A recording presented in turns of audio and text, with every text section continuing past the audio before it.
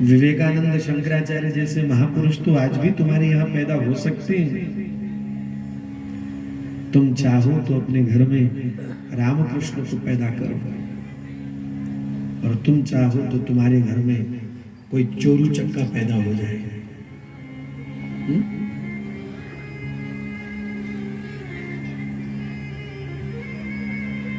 तुम्हारा गृहस्थ इतना सुव्यवस्थित होना चाहिए, शास्त्र की आज्ञा के अनुसार अपने गृहस्थ को चलाओ। शास्त्र जिस रूपरेखा के लिए हमको बताता है, गृहस्थ की जैसी मर्यादा होनी चाहिए, गृहस्थ की जैसी व्यवस्थाएं होनी चाहिए, तो उस परंपरा के अनुसार, उस मर्यादा के अनुसार अपने गृहस्थ को व्यतीत करो, चलाओ, एक दूसरे के सहयोगी बन करके, भजन सेवा करते हुए, साधु सेवा, ठाकुर सेवा, नाम जप करते हुए, भजन करते हुए तुम अपने गृहस्थ जीवन को चलाओ। शास्त्र जिसके लिए हमको आज्ञा कर रहे हैं, तुम शास्त्र की आज्ञा का पालन करो तो तुम्हारे यहां आज भी रामकृष्ण पैदा हो सकते हैं। मनमाना आचरण करते हो,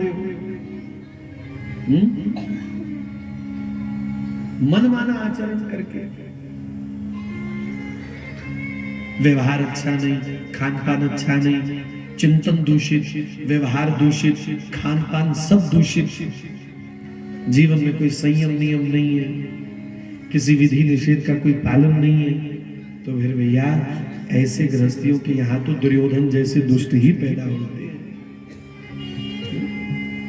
फिर तो दुर्योधन जैसे दुष्ट ही पैदा होंगे। ऐसे ऐसे लोगों के यहां तो फिर धुंधकारी ही पैदा होंगे ना। मनमाना आचरण करते हो और रामकृष्ण की इच्छा रखते हो।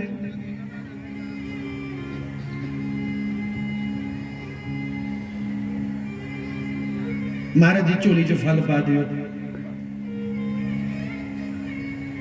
ऐसा लोग बोलते थे, चोली च फल पा दियो। आचरण तुम्हारा बढ़िया ना हो, खान पान तुम्हारा व्यवहार बढ़िया ना हो, सब दूषित, व्यवहार दूषित, खान पान दूषित, सब व्यवस्थाएं तुम्हारी दूषित है, और कहो कि बाबा जी बोलो फल ले लो, तो क्या हो जाएगा उससे? कोई धर्मात्मा संतान पैदा हो जाएगी? बाबा जी से फल लेकर के तुम्हारे यहां धर्मात्मा संतान पैदा होगी?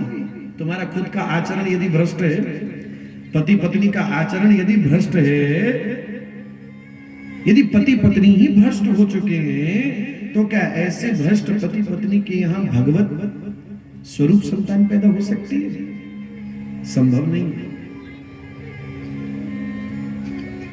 इसलिए यदि चाहते हो कि भाई तुम्हारा गृहस्थ सुधरा रहे, मंगलमय रहे, तुम्हारा बुढ़ापा सुधरा हुआ रहे और रोते गिड़गिड़ाते हुए न व्यतीत करना पड़े, तो भैया आवश्यकता है समय रहते चेत जाओ, समझ जाओ, अपने गृहस्थ को सुंदर बनाओ, व्यवस्थित बनाओ, बढ़िया बनाओ, सेवा भजन परायण होकर के अपने गृहस्थ जीवन को व्यतीत करो, मर्यादा में रह करके, शास्त्र अनुकूल रह करके गृहस्थ जीवन को व्यतीत करो।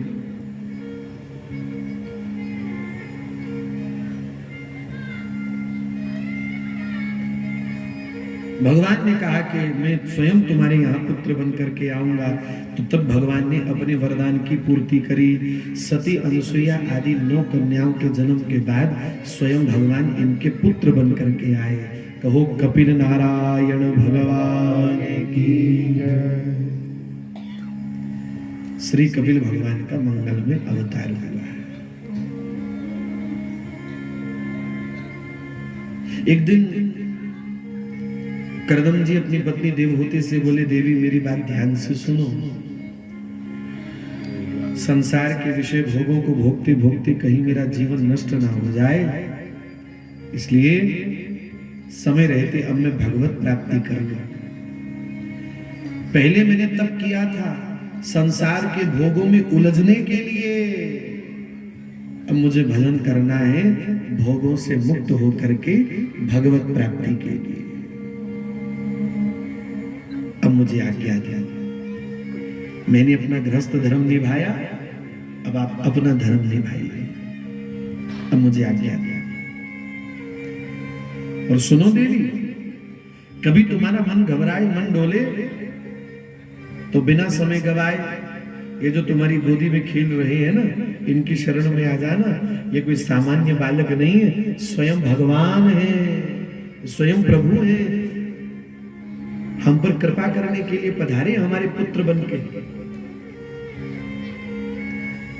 कर्दम ऋषि जंगल में तप करने के लिए निकल गए। समय व्यतीत हुआ, कपिल भगवान की अवस्था 5-6 वर्ष की हुई। एक दिन की बात है बंधु, ये बड़ा महत्वपूर्ण प्रसंग है भागवत जी का, बहुत ध्यान से श्रवण कीजिएगा। एक दिन की बात, कपिल भगवान समाधि भाव में बैठे हुए थे, नेत्र मूंदे हुए, तो देवहूति मैया आई, पुत्र कपिल के चरणों में प्रणाम किया और वहीं सर रख करके रोने लगे। कपिल भगवान के नेत्र खुले, मां आप मुझे प्रणाम न कीजिए, मैं पुत्र हूं आपका। देवहूति ने हाथ जोड़ करके कहा, जानती हूं मैं कि आप मेरे पुत्र हैं, लेकिन मैं ये भी जानती हूं कि आप कौन हैं। मुझे मालूम है आप कौन हैं। मुझ पर कृपा करने के लिए ही तो आप मेरे पुत्र बनकर के पधारे हो। हे जनार्दन, मैं आपकी शरण में हूं। देवहूति मैया ने श्री कपिल भगवान को जनार्दन कहकर के पुकारा, मैं आपकी शरण में हूं। तब भगवान मुस्कुराए, हाँ माता, सावधान होकर के बैठो, मैं तो तुम्हारा कल्याण करने ही आया हूं, सावधान होकर बैठो।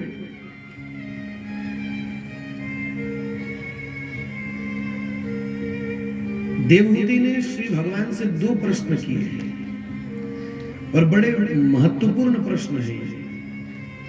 पहला प्रश्न किया, प्रभु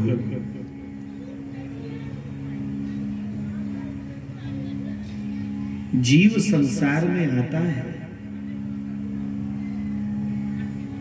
फिर भगवान उसको कर्म के बंधन में फंसाते हैं, फिर प्रभु उससे कहते हैं कि इन कर्मों के बंधनों से मुक्त होकर के तू मुझी को प्राप्त कर। यदि जीव का लक्ष्य भगवत प्राप्ति करना ही है, तो फिर भगवान पहले जीव को संसार में भेजते क्यों? पहले संसार में भेजा, उसको कर्म के बंधन में फंसाया, उलझाया, और फिर कह रहे कि छूट करके मुझी को प्राप्त कर। ऐसा क्यों? दूसरा प्रश्न देवहूति ने किया, प्रभु जीवन का सच्चा सुख कहां है, इस मन का विश्राम कहां है? 2 प्रश्न किए। भगवान मुस्कुराए, मां आपको किसने कहा कि भगवान जीव को संसार में भेजते हैं? नहीं माता, भगवान किसी जीव को संसार में नहीं भेजते। जीव संसार में आता है अपने किए हुए कर्मों के बंधन में बंध करके। कर्म के बंधन में बंध करके जीव संसार में आता है, भगवान नहीं भेजते किसी। अनंत जन्मों की हमारी यात्रा है, ना जाने कितने जन्म, किस किस रूप में, किस किस योनि में, कहां कहां, कैसे। अनंत जन्मों की यात्रा है हमारी, और अनंत जन्मों में किए गए अनंत हमारे कर्म हैं। कोई हिसाब नहीं है हमारे द्वारा किए गए कर्मों का। अनंत जन्मों तक अनंत प्रकार के हमने जीव ने कर्म किया है, और उसी कर्म के द्वारा हमारे प्रारब्ध का निर्माण होता है। जीव का भाग्य, जीव का प्रारब्ध भगवान नहीं बनाते। जीव अपने किए गए अच्छे और बुरे कर्म के द्वारा ही अपने प्रारब्ध का निर्माण करता है। माता, अनंत जन्मों तक अनंत प्रकार के कर्म करने के बाद हमारे प्रारब्ध का निर्माण होता है, और जीव अपने उसी कर्म के बंधन में बंध करके संसार में आता है अपने प्रारब्ध को भोगने के लिए। अच्छा प्रारब्ध, बुरा प्रारब्ध, भाग्य, अच्छा अथवा तो बुरा। तो भगवान नहीं भेजते। भगवान को क्या पड़ी है अपने अंश को अपने से दूर करने की? भगवान हमसे बहुत प्रेम करते हैं भाई। एक पिता नहीं चाहेगा कि मेरा पुत्र मुझे छोड़ करके कहीं दूर चला जाए। पुत्र जा भी रहा हो तो पिता बार बार उसको रोकता है, रुक जा, सोच ले, मत जा, यही रुक जा। पिता नहीं चाहेगा पुत्र उसे छोड़ करके दूर जाए। भगवान नहीं चाहते कि जीव संसार में जाए। जीव तो भगवान का अंश है, ईश्वर अंश जीव अविनाशी, चेतन अमल सहज सुख राशि। जीव तो भगवान का अंश है। भगवान क्यों चाहेंगे कि मेरा अंश मुझसे दूर जाए, मेरा जीव मुझसे बिछुड़ करके दूर जाए। लेकिन फिर भी जीव संसार में आता है अपने किए गए कर्म के बंधन में बंध करके, और कर्म के द्वारा जिस प्रारब्ध का निर्माण हुआ है उस अच्छे और बुरे प्रारब्ध को भोगने के लिए। भगवान नहीं भेजते। तो कहा प्रभु इस प्रारब्ध को काटने का कोई तरीका नहीं है क्या, कि कर्म का जंजाल ही समाप्त हो जाए, कर्म का बंधन सदा सदा के लिए टूट जाए। ये जो प्रारब्ध का भोग भोगने के लिए जीव बार बार संसार में आता जाता रहता है, एक ही बार में सबसे छुट्टी मिल जाए, सबसे किनारा हो जाए, क्या ऐसा नहीं हो सकता? हाँ मां, हो सकता है। प्रारब्ध की काट की जा सकती है। कहा कैसे? कहा माता, प्रारब्ध की काट होती है निरंतर भजन से। एकमात्र भजन के द्वारा ही प्रारब्ध की काट की जा सकती, प्रारब्ध को काटा जा सकता है, उसको मिटाया जा सकता है, उससे मुक्त हुआ जा सकता है। एकमात्र भजन। क्या होगा? बोले भजन होगा ना तो क्या होगा?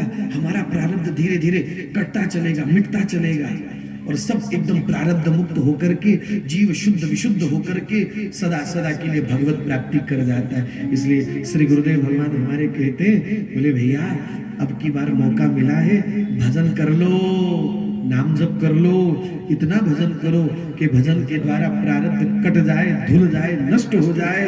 बस भजन करते करते करते करते इस योग्य बन जाओ कि अब की बार ये हमारा अंतिम जन्म है। अब दोबारा माँ के गर्भ में उल्टा लटकने के लिए हमको नहीं आना। पुनरपि जननम पुनरपि मरणम पुनरपि जननी जठरे शयनम। अब बार बार इस आवागमन के चक्कर में हमको नहीं फंसना। भजन के द्वारा अपने प्रारब्ध की काट करके सदा सदा के लिए श्री जी की सेवा में पहुंचना है। बस गुरुदेव भगवान कहते अब की बार ऐसा मर जाओ कि फिर दोबारा मरना ना पड़े, फिर दोबारा ना मरना पड़े। बंधुओं, निरंतर भजन के द्वारा ही प्रारब्ध की काट की जा सकती है। बाकी संसार के किसी अन्य साधन में इतना बल नहीं है कि कोई तुम्हारे प्रारब्ध को मिटा सके। स्वयं भगवान कह रहे हैं माता, भजन के द्वारा ही प्रारब्ध को मिटाया जा सकता है, उसको हटाया जा सकता है। कर्म के बंधनों ने जो जीव को पकड़ा जकड़ा हुआ है, उन बंधनों से छुटकारा पाया जा सकता है एकमात्र भजन के द्वारा। देवहूति माता का दूसरा प्रश्न था, प्रभु जीवन का सच्चा सुख कहाँ है? इस मन का विश्राम कहाँ मिलेगा? संसार में कहाँ? प्रभु मुस्कुरा के बोले, माता आप कितनी भोली हैं, संसार में भी भला सुख है? क्या भला संसार में भी सुख हो सकता है? नहीं।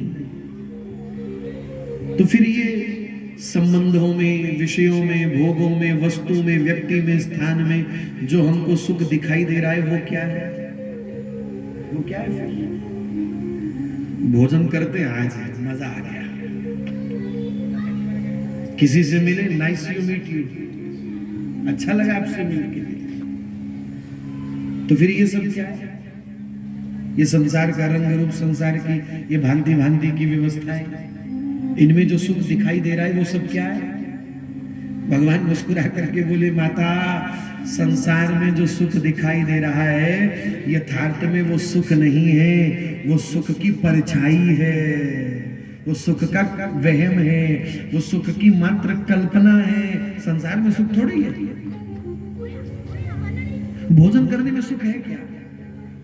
अब बोलो जरा, थोड़ा बुद्धिमानी से जवाब दो। पढ़े लिखे बैठे हो, होशियारपुर के होशियार लोग हो, थोड़ा सोच समझ कर इसके जवाब दो। भोजन में मजा आता है कि नहीं आता है? बोलो जल्दी, हाँ कि ना? बोलो, भोजन में मजा आता है कि नहीं आता है? थोड़ा ऊंची बोलिया करो, सानू ऊंचा सुनाई देता है। भोजन करने में मजा आता है कि नहीं आता है? सोच रहे से की बोलिए नहीं, हाँ, दोनों ही बातें करनी, फंस गए। भोजन करने में सुख नहीं आता, भोजन करने में मजा आता है। कब तक? अरे महाराज, चांदी की थाली है, गर्मा गर्म देसी घी के पकवान परोसे जा रहे हैं।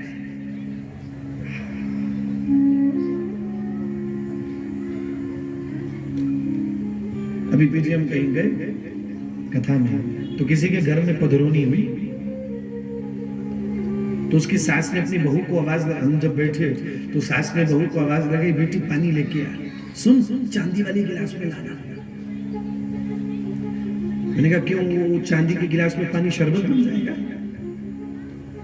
सामान्य स्टील के गिलास में नहीं बनेगा, लेकिन चांदी के गिलास में लाना। वो चांदी के अंदर कटोरियां पड़ी है, चांदी के चम्मच, चांदी की थालियां पड़ी है ना, हाँ, महाराज जी को उसी में सब खिलाएंगे। शायद और ज्यादा भुख लगती हो, ज्यादा स्वाद आंदा होना है। चांदी की थाली में, चांदी के गिलास में, चांदी की कटोरी, चांदी के चम्मच। उन्होंने हमको चांदी के गिलास में पानी पिलाया जी। हमने महसूस किया कि अभी अभी अपने कमरे में बैठ करके जो हमने स्टील के गिलास में पानी पिया उसका स्वाद, और चांदी के गिलास में जो पानी पिया उसका स्वाद, दोनों का स्वाद एक ही जैसा है। स्वाद में तो कोई भिन्नता नहीं आई, दोनों का स्वाद तो एक जैसा है। फिर फायदा क्या हुआ? फिर फायदा क्या हुआ उसमें?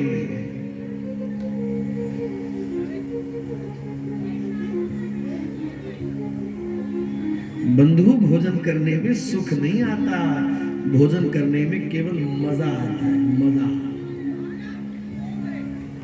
बढ़िया महाराज, देसी घी के 56 पकवान परोसे गए, रबड़ी, रसमलाई, कचौरी, मालपुआ, खीर, जलेबी, इमरती, बहुत बढ़िया महाराज, देसी घी के सब बने। और कब तक स्वाद मिला? जब तक वो आपकी जिह्वा तक है तब तक उसका स्वाद है, और जैसे जिह्वा से नीचे, हलक से नीचे गया, सारा स्वाद खत्म। जीभ से नीचे जाने पर कोई स्वाद बचता है क्या? जैसे ही वो निवाला जीभ के नीचे गया, स्वाद खत्म, और 6 घंटे के बाद वो पच करके निकल भी जाएगा, मल बन करके निकल जाएगा, दुर्गंध युक्त मल। जिस भोजन में थोड़ी देर पहले, 6, 7, 8 घंटे पहले देसी घी की सुगंध आ रही थी महाराज, और बढ़िया तुम पा रहे थे उसको, वो 6, 8 घंटे के बाद दुर्गंध युक्त मल बन करके निकल भी गया। तो भोजन करने में सुख है कि मजा है? बोलो, अब तो बोलो, सुख है कि मजा है? मजा थोड़ी देर, जब तक वो जीभ पे, जैसे नीचे उतरा खत्म।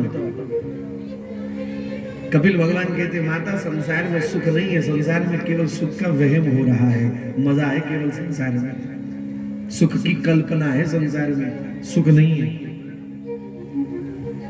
हमारे यहाँ एक उदाहरण दी जाती है सावधानी भरी, जैसे रेतीले रेगिस्तान में प्यासा हिरण पानी की खोज के लिए भागता है, चारों ओर रेत ही रेत, रेतीले रेगिस्तान में पानी की खोज कर रहा है।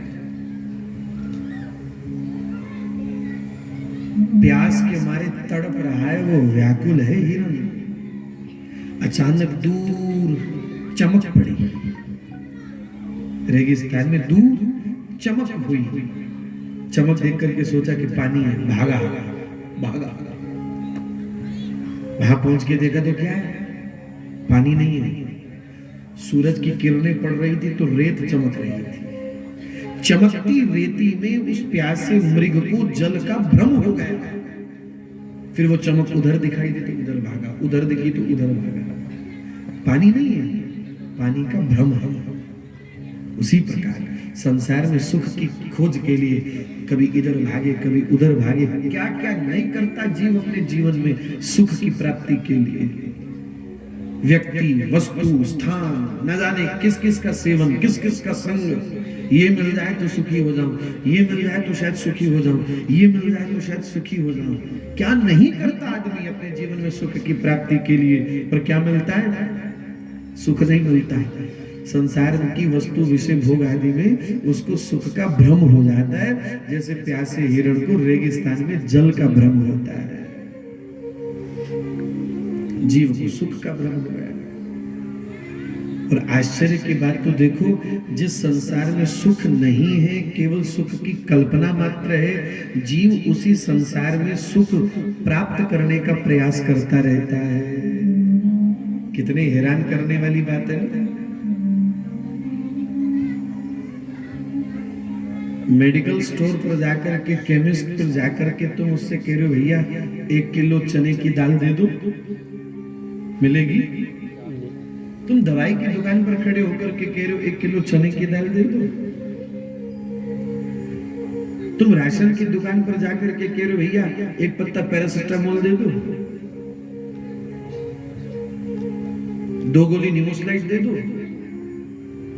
अरे भैया तुम देखो तो सही, तुम खड़े कहां हो? पहले जो वस्तु जहां है नहीं, तुम उस वस्तु को वहीं से प्राप्त करने की कोशिश में लगे हुए हो। ये तुम्हारी मूर्खता नहीं तो क्या है? फिर ये तुम्हारी अज्ञानता नहीं तो क्या है? अरे भैया जो वस्तु जहां नहीं है वहां से कैसे मिलेगी? जो वस्तु जहां है तुमको वहां जाना पड़ेगा, वहीं से तो प्राप्त होगी। उसी प्रकार संसार में सुख नहीं है, लेकिन हमारी मूर्खता है कि जहां है नहीं वहीं से हम पाने की कोशिश में है, और जहां सच्चा सुख है वहां प्रभु की शरण में हम आते ही नहीं है। सुख कहां है? मिलता है सच्चा सुख केवल भगवान तुम्हारे चरणों में।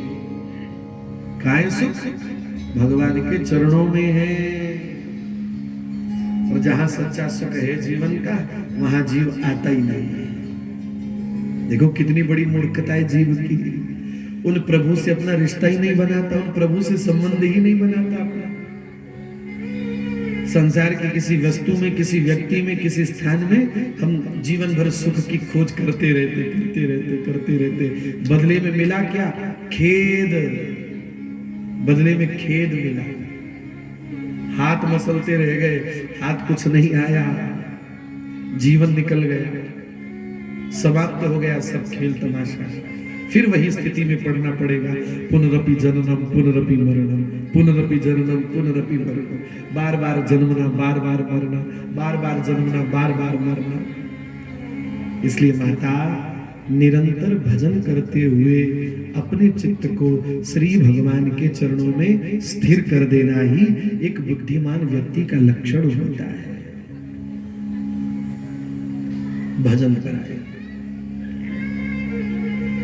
फिर देवहूति मैया ने पूछा, प्रभु ये बताओ, यदि सीधे सीधे भगवान तक अपनी पकड़ न बन पा रही हो, पहुंच न बन पा रही हो, तो क्या करना चाहिए? कैसे भगवान तक हमारी पकड़ बने? तो भगवान ने एक सीधा सा उपाय बता दिया।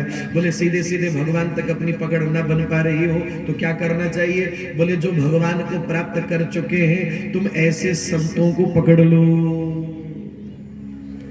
प्रेमी जनों का संग कर लो। आज की कथा प्रारंभ यहीं से हुआ था।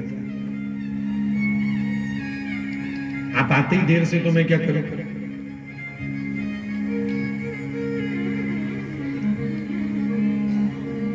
कल एक सज्जन हमको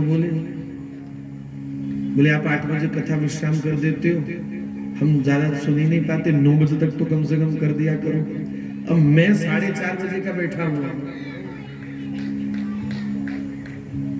8 बजे कथा विश्राम करनी है, तुम दर्शन ही 7:45 बजे दे रहे हो, तो मेरी क्या गलती है?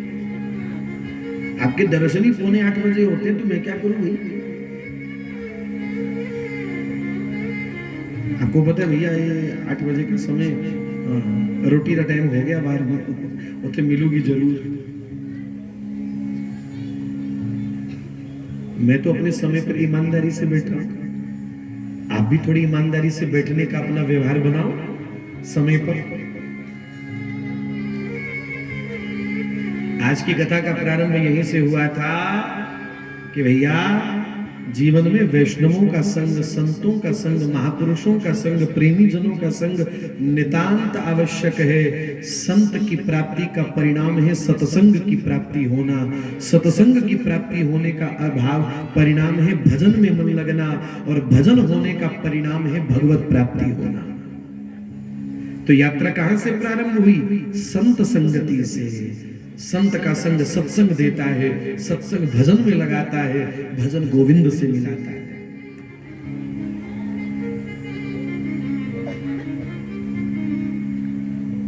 मां सीधे सीधे भगवान तक अपनी पकड़ ना बन पा रही हो तो जो भगवत प्राप्त महापुरुष जन है, गुरुजन है, उनके चरणों का आश्रय ले लेना चाहिए। इसीलिए बंधुओं, हमारे सनातन धर्म में गुरु दीक्षा की बड़ी महिमा है, सदगुरु की बड़ी महिमा है। देहधारी सदगुरु प्रत्यक्ष में सदगुरु की बड़ी महिमा है हमारे यहाँ। बोले गुरु कृपा के बल से, गुरुदेव कृपा करके जो मंत्र देते हैं, जो नाम देते हैं, जो परंपरा देते हैं, जो सूत्र देते हैं, जो सिद्धांत देते हैं, साधक गुरु प्रदत्त मंत्र, नाम, साधना, उपासना आदि का अनुसरण करते हुए उसी की कृपा बल से भगवत प्राप्ति कर जाता है। गुरु प्रदत्त नाम, गुरु प्रदत्त उपासना, गुरु प्रदत्त मंत्र, उसका आश्रय लेकर के साधक सहज भगवत प्राप्ति की योग्यता को प्राप्त कर लेता है, अधिकार प्राप्त कर लेता है।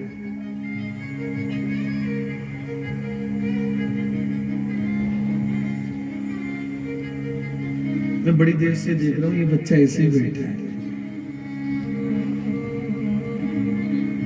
बहुत ध्यान से एकदम सिद्धासन पर बैठा हुआ बच्चा। मैं बहुत देर से इसको देख रहा हूं, सिद्धासन पर बैठा बड़ी देर से, और मजाल है कि इसकी आंख इधर उधर गई हो, एकदम हमारी ओर देखने वाली। मैं वारी जाई जाए। देखो ये सब माता पिता की दी हुई परवरिश का नतीजा है। ऐसे नहीं हो जाता सर। बाकी देखो देखो कि मैं उठे रोड़ा पांदे फिर दे। देखो मैं कब से इस बच्चे को देख रहा हूं, मुझे इसको देख के बड़ा अच्छा लग रहा है, बहुत अच्छा लग रहा है। इसको ये प्रसादी माली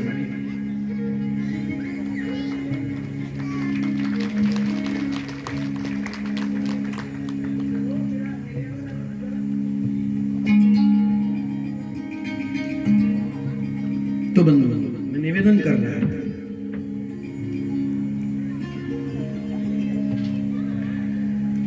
भगवान कपिल ने उपदेश किया माता देवहूति को, माता यदि सीधे सीधे भगवान तक अपनी पकड़ पहुंच न बन पा रही हो,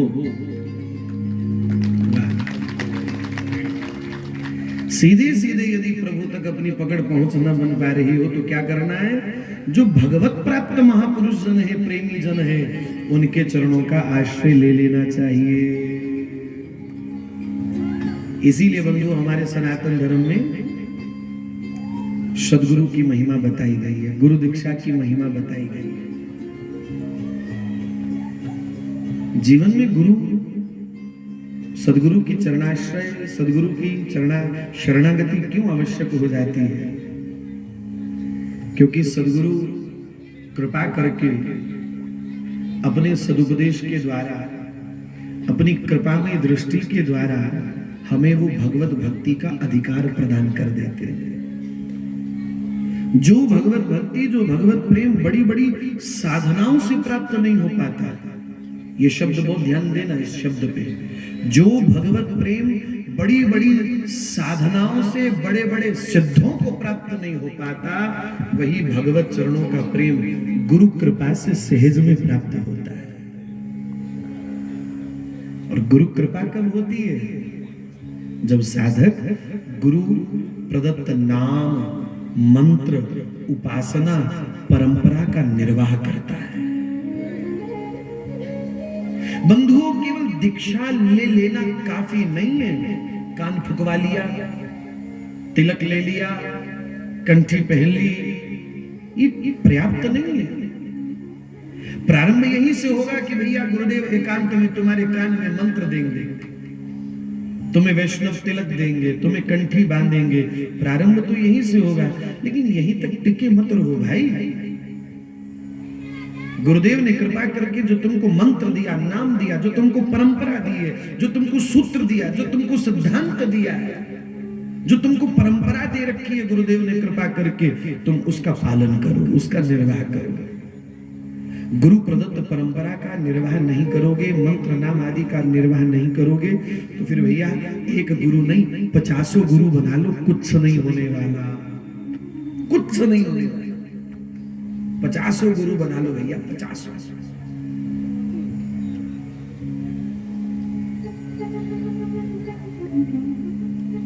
देखो एक बात बहुत ध्यान दीजिएगा, गुरुदेव भगवान कृपा करके जो हमको मंत्र नाम उपासना पद्धति परंपरा जो भी देते हैं, वो मंत्र, वो नाम, वो उपासना सदगुरु का प्राण होता है, सदगुरु का जीवन होता है। तुम पर कृपा करने के लिए सदगुरु ने अपना जीवन तुम्हारे हवाले किया है। बच्चा शरारत करता तो लोग पूछते किसका बेटा तू भाई, तेरा बाप कौन है? उसी प्रकार उपासक जब अपराध करता है, दोष करता है, परंपरा का निर्वाह नहीं करता, तो हमारे यहाँ पूछा जाता है तेरा गुरु कौन है?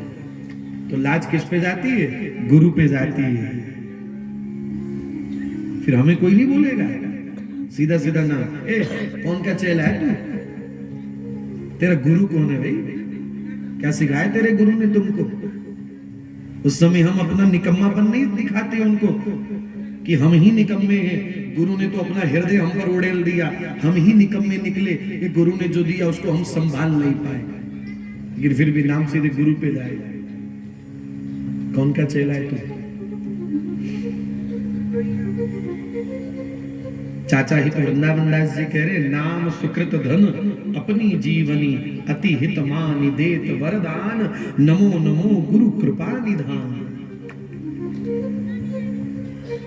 हम जैसे दीन की दशा को देख करके सदगुरु दयालु हो गए, वो कृपालु है, दयालु है।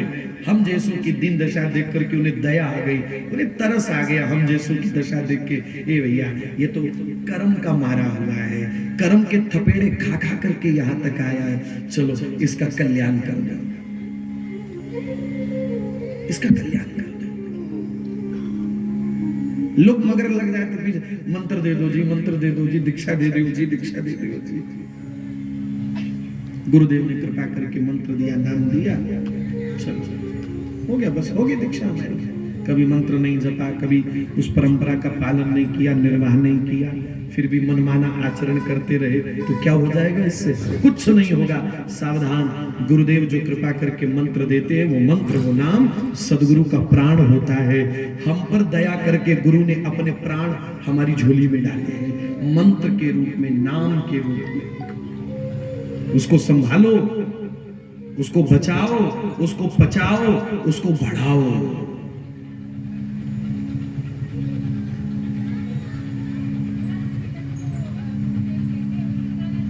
है? हाँ, ये भी एक बड़ी गड़बड़ स्थिति है आज समाज की, है कि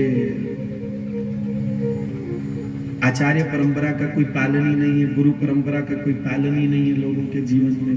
हम देखते हैं, सच्ची कह रहे ईमानदारी से, हमने एक को देखा है, मैं क्या टिक्का बड़ा सोना लाया तो वही कहना मेरे मत्थे ते जचदा बड़ा तां लाया है, मेरे मत्थे ते जचदा बहुत है, मैं तां लाया है। चेला वो भले किसी और का है, आचार्य गुरु परंपरा भले ही उसकी कोई और है, पर तिलक वो लगाना जो अपने माथे पे जचदा। कहना मैं सारे टिक्के लाके वेख्या, ਜਿਹੜਾ ਤੁਸੀਂ ਲਾਂਦੇ ਹੋ ਮੈਂ ਉਹ ਵੀ ਲਾਇਆ, ਜਿਹੜਾ ਉਹ ਲਾਂਦੇ ਨੇ ਮੈਂ ਉਹ ਵੀ ਲਗਾ ਕੇ ਦੇਖਿਆ, ਜਿਹੜਾ ਉਹ ਲਗਾਉਂਦੇ ਨੇ ਮੈਂ ਉਹ ਵੀ ਲਾਇਆ। ਫਿਰ ਮੈਂ ਦੇਖਿਆ ਕਿ ਸਾਰਿਆਂ ਤੋਂ ਜੱਚਦਾ ਕਿਹੜਾ ਵਧੀਆ ਹੈ। कैसी मूर्खता है। गुरु प्रदत्त नाम, प्रदत्त माने उनके द्वारा दिया गया, बहुत ध्यान देना, गुरु प्रदत्त नाम, गुरु प्रदत्त मंत्र, गुरु प्रदत्त परंपरा, गुरु प्रदत्त सिद्धांत, गुरु प्रदत्त तिलक, गुरु प्रदत्त कंठी, गुरु प्रदत्त माला, अपने प्राणों से बढ़कर के उसको संभालो। खिलवाड़ नहीं है ये परमार्थ का मार्ग है बंधु, ये खिलवाड़ नहीं है कि जैसा मन में आएगा वैसा करेंगे, गुरु जी कहां हमको पूछेंगे, ये खिलवाड़ थोड़ी है। तिलक चंदन का लगाओ, रज का लगाओ, रोली कुमकुम का लगाओ, लगाओ, कोई मनाही नहीं है, पर कौन सा लगाओ? जो गुरु परंपरा का तिलक है, जो अपनी आचार्य परंपरा का तिलक है, वो लगाओ। अपने गुरुदेव को देखो, वो कैसा तिलक धारण करते, अपने आचार्य को देखो, वो धारण करना चाहिए। और तिलक धारण करने में अगर शर्म ही आती है तो फिर गुरु दीक्षा लेने की कोई जल्दबाजी मत करो। पहले थोड़ा अपने आप को पक्का बना लो कि भैया हमको तिलक लगाने में शर्म ना आए, हमको कंठी पहनने में शर्म ना आए, हमको शिखा रखने में शर्म ना आए, हमको माला जप करने में शर्म ना आए। जब अपने आप में इतने पक्के हो जाओ फिर दीक्षा लीजिए। ये मजाक थोड़ी है भाई कि भाई जैसा मर्जी हम करते रहेंगे, मनमाना आचरण, मनमाना व्यवहार, मनमानी करतूतें, ये कोई खिलवाड़ थोड़ी है, ये कोई मजाक थोड़ी है। बहुत सावधान रहो, बहुत सावधान। हमारे मस्तक का तिलक हमारी गुरु परंपरा के अनुसार होना चाहिए। हमारी वाणी पर नाम गुरु परंपरा के अनुसार होना चाहिए। सब नाम हमारे प्रभु के हैं, सब तिलक हमारे प्रभु के ही हैं, लेकिन आचार्य परंपरा का एक महत्व होता है। प्रभु ही स्वयं भिन्न भिन्न आचार्यों के रूप में अवतरित होकर के, प्रकट होकर के प्रेमा भक्ति की अलग अलग व्यवस्थाएं हमको प्रदान करते हैं। आचार्यों के रूप में स्वयं प्रभु ही तो हैं, गुरु के रूप में स्वयं प्रभु ही तो हैं, लेकिन प्रभु अलग अलग आचार्य के रूप में स्वयं प्रकट होकर के प्रेमा भक्ति की माने स्वयं की प्राप्ति की अलग अलग व्यवस्थाएं भगवान ने ही ये सब व्यवस्थाएं बनाई हैं। इसलिए इन सब व्यवस्थाओं को ऐसे इग्नोर ना कीजिए, ऐसे मनमाने ढंग से इनका पालन ना कीजिए। मनमाने ढंग से नहीं होना चाहिए।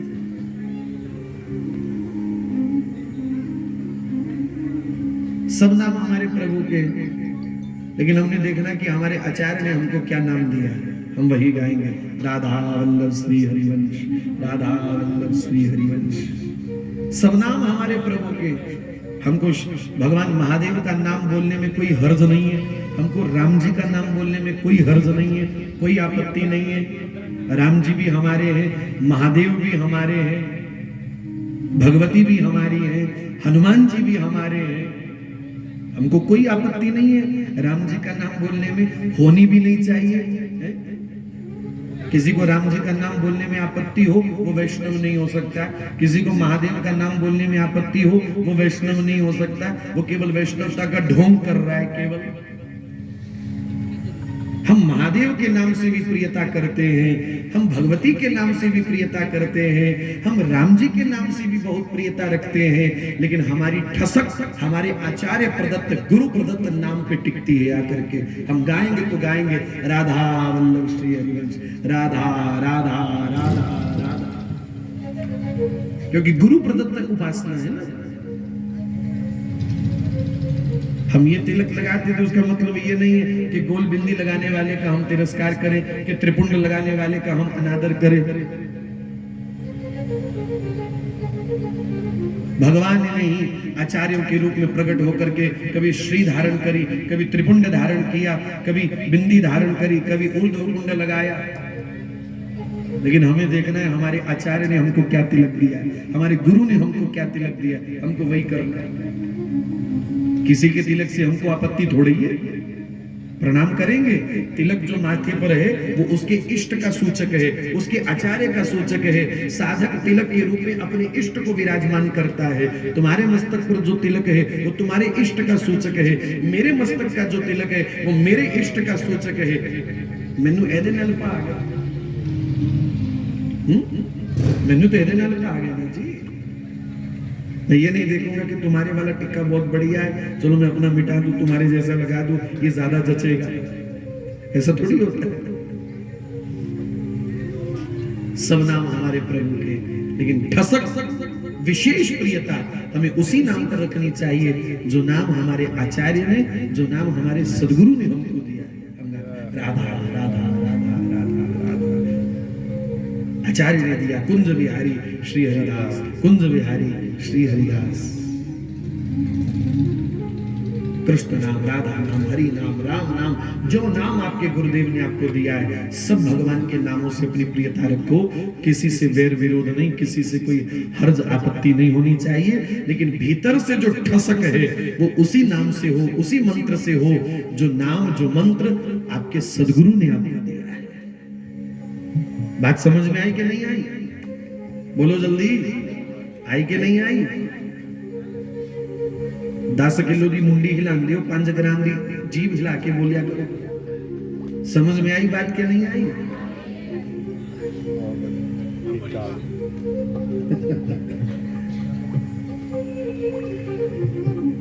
इसलिए भैया बहुत सावधानी पूर्वक गुरु परंपरा का निर्वाह करना चाहिए। देखा देखी में गुरु दीक्षा न लीजिए। मैं प्रार्थना करूं, आजकल लोग देखा देखी में दीक्षा लेते हैं। श्रद्धा तो है नहीं, सबने ले ली, चलो हम भी ले लेते हैं। गुरु दीक्षा कोई मामूली वस्तु है क्या? इसको ऐसे ही समझते हो? सबने ले रखी, चलो हम भी ले लेंगे। ऐसे नहीं होता। दीक्षा लेने से पहले अपने आप को मजबूत बनाओ, अपने आप को दृढ़ करो। जिस मार्ग पर चलने के लिए हम तैयारी कर रहे हैं, क्या हमारे भीतर इतनी दृढ़ता है कि हम इस मार्ग का पालन कर पाएंगे, निर्वाह कर पाएंगे? अपना मन जब तुमको गवाही दे तब दीक्षा ले। तब तक क्या करो? तब तक बैठो, हरि हरि रटो, कृष्ण कृष्ण रटो, राधा राधा रटो, नाम नाम रटो। भजन करते हुए, नाम रटन करते करते हुए अपने मन को उस योग्य बनाओ, काबिल बनाओ कि जिस मार्ग के लिए तुम तैयारी कर रहे हो, उस मार्ग पर चलने के लिए तुम योग्य हो भी। जैसे अभी हमने कथा में पहले निवेदन किया, किसी बच्चे ने अगर एमबीबीएस में एडमिशन लिया, मेडिकल कॉलेज में एडमिशन लिया है, तो वो सीधे उसी दिन से अपनी डॉक्टरी की तैयारी नहीं करता जिस दिन उसकी एडमिशन हुई थी। वो 7वीं 8वीं कक्षा तक आते आते अपना गोल रख लेता है, वो निर्धारित कर लेता है कि भाई मुझे डॉक्टर बनना है। वो 7वीं 8वीं कक्षा तक आते आते आते आते वहां की तैयारी करना शुरू कर देता है, और फिर एक दिन उसकी एडमिशन होती है।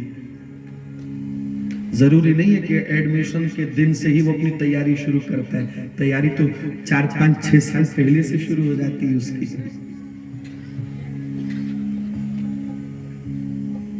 वो वैसे कोचिंग लेना शुरू करता है, वैसे ट्यूशन लेना शुरू करता है, वो वैसे वातावरण में रहना शुरू करता है जहां से मुझे इस विषय में सीखने को मिलेगा। उसी प्रकार दीक्षा, ये तो सीधे सीधे भगवान की भक्ति के उस विद्यालय में हमारा एडमिशन है, लेकिन एडमिशन से पहले तो तैयारी तुमको करनी चाहिए कि नहीं करनी चाहिए? या ये सोचते हो कि भैया दीक्षा के बाद ही भजन करेंगे, पहले तो भजन नहीं किया कभी, बोले दीक्षा हो जाएगी फिर भजन करेंगे? नहीं होगा। भूल जाओ ये बात कि दीक्षा होने के बाद तुम्हारा भजन चल पड़ेगा। सवाल पैदा नहीं होता। भजन करके पहले से अपने मन को दृढ़ बनाना पड़ता है, योग्य बनाना पड़ता है। योग्य बनाने के बाद फिर वो भजन की परंपरा प्राप्त होती है, फिर वो भजन निरंतर चलता है। वरना तो ऐसे 50 लोगों को मैं जानता हूं, आज एक को पकड़ा, कल दूसरे को पकड़ा, आज एक को गुरु बनाया, कल दूसरे को गुरु बनाया। ऐसे 50 लोगों से मैं रोज मिलता हूं, ऐसे हजारों लोगों को मैं जानता हूं। ये परमार्थ का मार्ग है बंधुओं, ये खिलवाड़ नहीं है, ये मजाक नहीं है। इसलिए कपिल भगवान ने माता देवहूति से कहा, मां गुरु चरणों का आश्रय लेकर के भजन करो, सहज में भगवत प्राप्ति होगी।